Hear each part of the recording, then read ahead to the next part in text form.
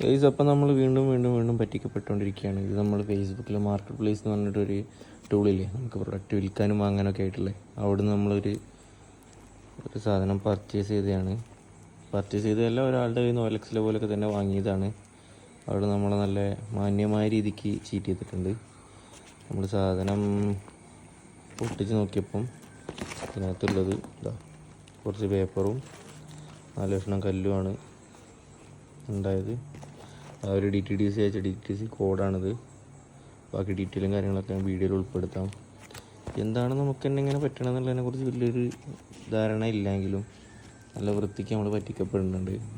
അപ്പോൾ ഇനി ഫേസ്ബുക്കിൽ നിന്നൊക്കെ ആരെങ്കിലും സാധനം വാങ്ങുന്നുണ്ട്, ഫേസ്ബുക്ക് ആയിക്കോട്ടെ OLX ആയിക്കോട്ടെ, എവിടെന്നെങ്കിലും ആരെങ്കിലും സാധനം വാങ്ങുന്നുണ്ടെന്നുണ്ടെങ്കിൽ അവർ അത്രയും വിശ്വസ്തമായ ആളുകളാണ്, അല്ലെങ്കിൽ നേരിട്ട് പോയി വാങ്ങാൻ പറ്റുമെങ്കിൽ അങ്ങനെ വാങ്ങുക.